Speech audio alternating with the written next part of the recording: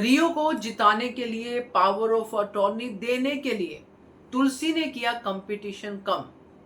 नमस्कार दोस्तों, स्वागत है आपका आपके अपने चैनल हंग्री स्पिरिट्स में। हंग्री स्पिरिट्स देख रहे हैं सारे दर्शकों का मैं अंजू शर्मा दिल से स्वागत करती हूँ।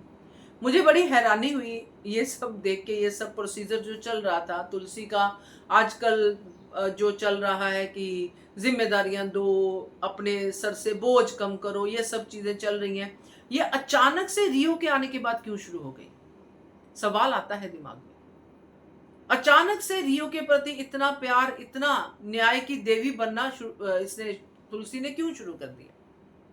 और ये न्याय ऐसे, अन्याय या जो भी कह लो आप, ऐसे हो रहा है कि घर में लोग भी नहीं है। घर के लोगों को बाहर भेज दिया और बाहर के लोगों को यानी कि हेमंत को घर पे बुलाया है। ये किस तरह की चीजें हो रही हैं?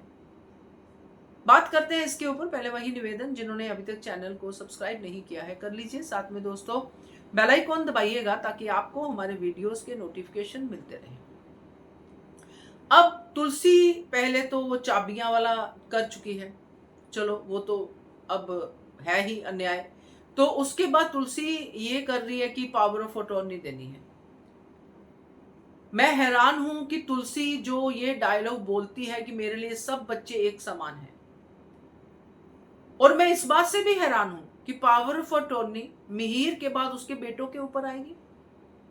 करण, गौतम, अंगद, ऋतिक, 4 बेटे अभी तक जो जितने मुझे याद हैं 4 बेटे हैं। हेमंत का बेटा साहिल, इवन हेमंत, ये सब हैं। मगर इन सबको एक एक करके कट किया गया। कुछ का तो नाम ही नहीं लिया गया। अंगद भी मैंने बोला, हाँ, कुछ का तो नाम ही नहीं लिया गया। ये क्या था? और सारा कंपटीशन कट करके सामने लेके आई रियो को और पार्थ को। तो पार्थ और रियो का पहले ही एक मीटिंग में जो हो चुका है, जिसमें रियो ने साबित किया है कि वो कितना अच्छा बिजनेसमैन है और पार्थ डरा हुआ है, ये साबित हुआ है उस मीटिंग से। फिर भी तुलसी ये दिखाने के लिए कि मैं न्याय की देवी हूं, मैं इनके सामने एक 5000 साड़ी का कुछ कंपटीशन रखूंगी, जो जीतेगा उसको पावर ऑफ अटॉर्नी मिलेगी। तो नेचुरली पावर ऑफ अटॉर्नी रियो को ही मिलेगी, क्योंकि तुलसी जानती है वो अच्छा बिजनेसमैन है जिसने 100% मुनाफा करवा दिया एक ही मीटिंग में। तो वो पार्थ तो उसके सामने टिकेगा नहीं। मैनिपुलेशन की हद है, क्योंकि उसने चाबियां नंदिनी को दे दी ताकि पार्थ को रियो जीते और पार्थ को पावर ऑफ अटॉर्नी ना मिले, तो इसका गम नंदिनी को ना हो और वो कहे कि देखो मैंने तुम्हें चाबियां दी, दामिनी के होते हुए, बड़ी बहू के होते हुए, तो मैंने तो अन्याय नहीं किया, कंपटीशन करवाया, रियो जीता तो उसको पावर ऑफ अटॉर्नी दे दी। ये मैनिपुलेशन है। और हाईलाइट ये है दोस्तों कि ऋतिक, देव, अगर देव यहां पे होता वो तो शोर मचाता कि मुझे भी तो पावर ऑफ अटॉर्नी, वो आता यहाँ पे कंपटीशन में। देव को अंगद वहां पे पहले से बसा रखा है, इन तीनों को यहां से आउट कर दिया। और शोभा का कोई नामो निशान ही नहीं है, जो स्त्री शक्ति की बनती है देवी।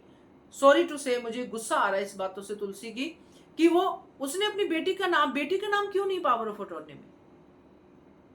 बेटी तब से यही तो थी, अब अचानक से पावर ऑफ अटॉर्नी आने की बात होनी शुरू हो गई तो बेटी गायब। एटलीस्ट बेटी से बात तो हो कि बेटी चाहती है इसमें आना कि नहीं चाहती, हिस्सा तो उसका भी है ना इस प्रॉपर्टी में।